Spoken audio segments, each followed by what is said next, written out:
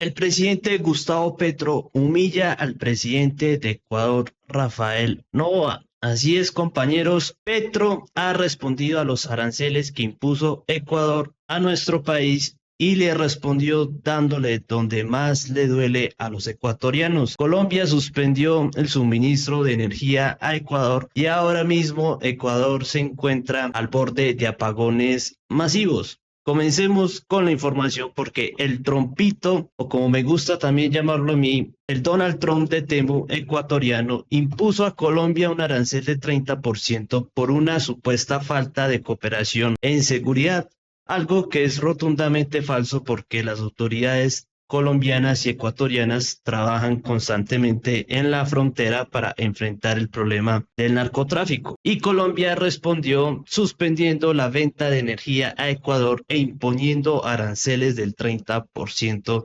a productos de este país. Y esto obviamente se volvió noticia porque Colombia y Ecuador se encuentran ahora mismo en una guerra comercial.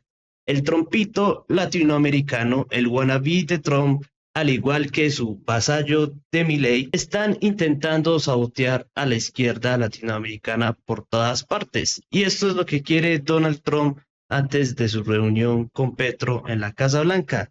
Utilizar a su títere ecuatoriano para que Colombia sea golpeada tanto mediática como políticamente a nivel internacional. Pero lamentablemente para Noboa y los ecuatorianos, la frontera colombo-ecuatoriana está viviendo un brutal caos logístico tras el anuncio de los aranceles bilaterales. Pero como siempre, los medios dirán que es culpa de Petro, pero esto no es así. Miren cómo los ecuatorianos imponen aranceles del 900% al crudo colombiano en esta disputa fronteriza. Y Colombia obviamente respondió como se debe e impuso aranceles al arroz de Ecuador y restringe su transporte terrestre en una medida que es claramente en respuesta para defender los intereses nacionales de Colombia. Pero Ecuador al parecer no sabe qué es lo que está haciendo, como eligieron a un títere de Donald Trump, a un derechoso que no sabe ni dónde está parado y que solo sabe robarle al pueblo. Petro ya le ha dicho muchas cosas a Noboa, incluso le llegó a decir que es poco inteligente. Y vamos a escuchar lo que le dice Petro a Noboa por no conocer lo que está pasando en su propio país. La infantería colocada entre los dos países, como la Armada aquí con Perú, más el ejército de Ecuador, ambos juntos al otro lado de la frontera, dejan pasar cocaína. ¿La culpa es del colombiano o del ecuatoriano? ¿O la culpa es de ambos? ¿O simplemente es que en la selva no se puede controlar ni con los dos ejércitos juntos? Pensaría un líder, pues, ¿qué piensa? Pensaría mucho. Si uno no piensa, pues le echa la culpa a uno y al otro y no se da cuenta de la realidad del terreno. Le dijo literal bruto, y que no piensa a Noboa, ¿no? Sí, lo cual, hombre, pues tiene algo de cierto, ¿no? Entre lo que hemos hablado ayer y hoy, lo que uno ve es un sinsentido en las decisiones que está tomando. Por lo tanto, claro, es muy fácil pensar que cuando el tipo hace la evaluación sobre lo que está pasando a nivel de combate de la criminalidad en la frontera, pues no tiene en cuenta cosas como esa. Y creo que también pasa un poco en el centro de Bogotá, a la opinión pública y tal, porque en nuestros imaginarios no acabamos de entender cómo son las características geográficas de las fronteras que tenemos. Pensamos que todos son pasos por carreteras, todo urbanita, todo tranqui, con puestos de inmigración como cuando uno va de un aeropuerto a otro, y la verdad no es esa, y la verdad es que esas características geográficas, por ejemplo de la selva a las que se refiere Petro, pues sí dificultan un montón el trabajo no solamente de Colombia, sino con Ecuador, con Panamá, con Perú, con Venezuela, con todos los países fronterizos. Y esto es muy real. La frontera colombo-ecuatoriana es un terreno selvático y por eso es que en estas zonas se concentran los cultivos de coca, tanto en Nariño como en el Cauca, y estas zonas son de muy difícil acceso. Por eso es que los actores criminales y todos los grupos al margen de la ley concentran estos cultivos de coca en estas zonas.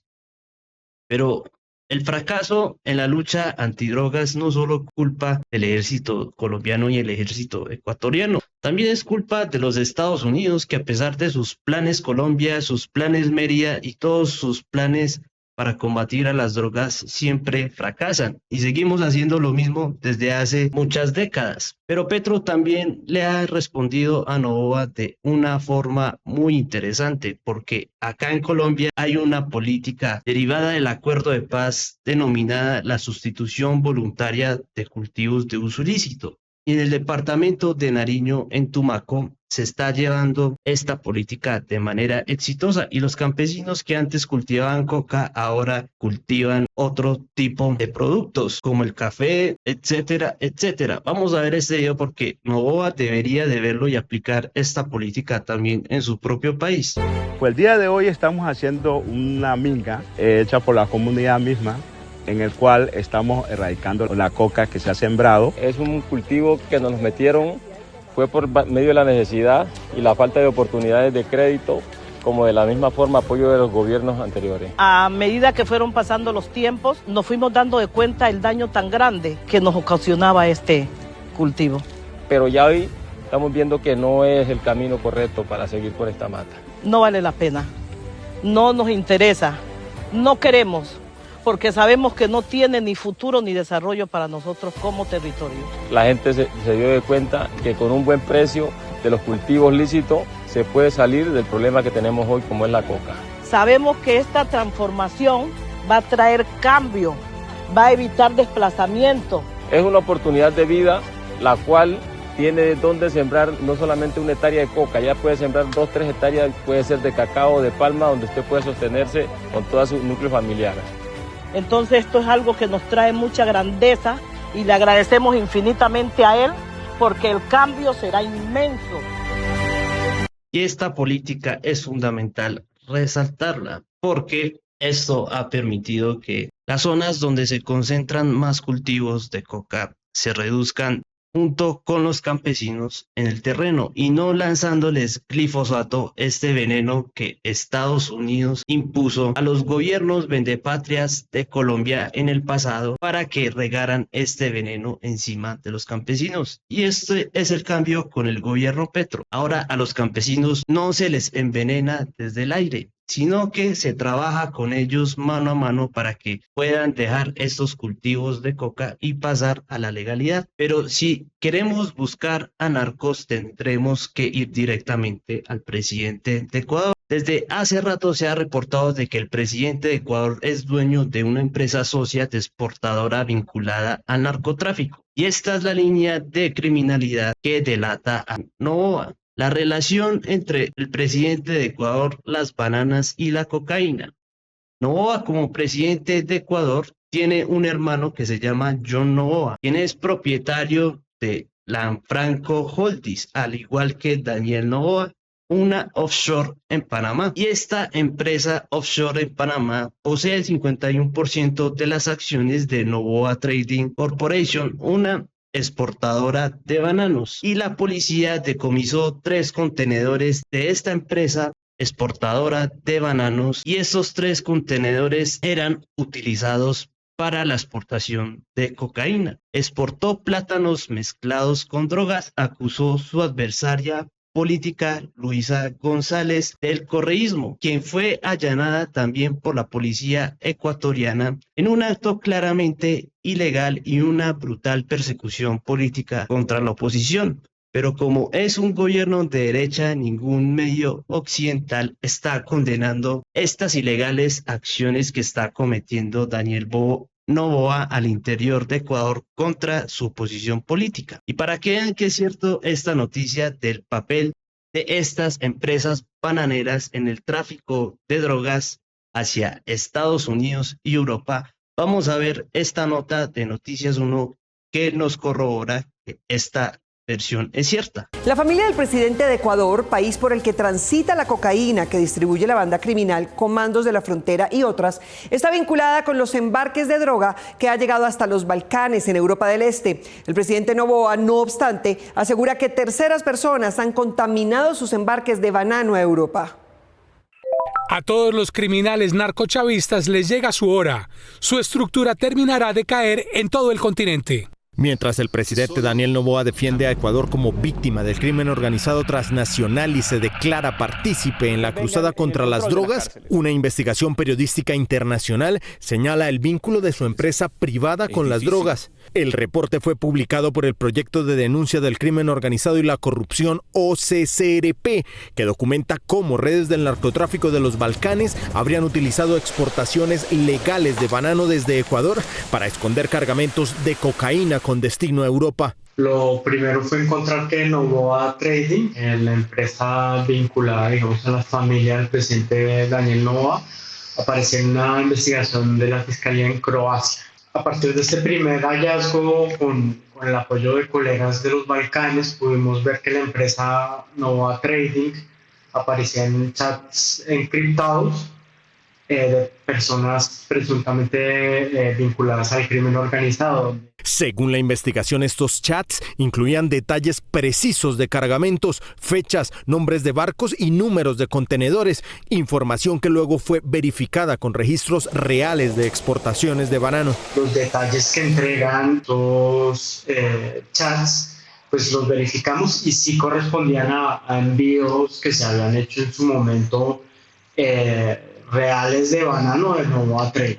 Y al cruzar los documentos de Croacia con documentos de la Fiscalía de Serbia, pues ahí pudimos identificar quiénes eran los interlocutores. La investigación es clara en un punto. No existe ninguna condena judicial ni evidencia de la participación del presidente Noboa o su familia. Sin embargo, tiene relevancia pública.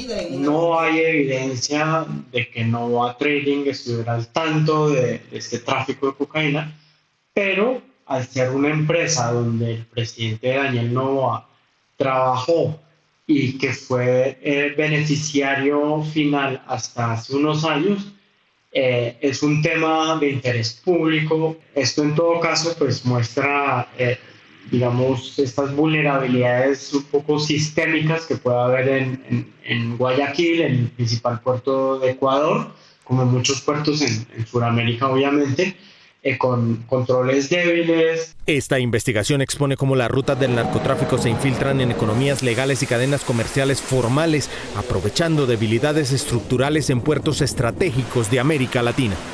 Y estos son los amigos que tiene Donald Trump. En lugar de haber secuestrado a Maduro, Trump tendría que haberse llevado a Noboa a una cárcel en los Estados Unidos. Agarraron al tipo incorrecto. El que realmente está vinculado con los narcos es el presidente de Ecuador y no el presidente de Venezuela. Pero mientras esto sucede, la oposición pedorra de nuestro país está diciendo que Petro está borracho y está a un paso de sabotear la reunión con Donald Trump al decir que hace muy buenas cosas en la cama. Ese tipo es lo peor que le ha pasado a Colombia, dice esta cuenta opositora. Y de estas banalidades se pega a la oposición para intentar golpear a Petro mientras está haciendo cosas buenas por el país. Por ejemplo, recientemente les llegó la primera quincena a los soldados, que se les aumentó el salario mínimo. Estos soldados, al igual que jóvenes internos de medicina, se les daban unos salarios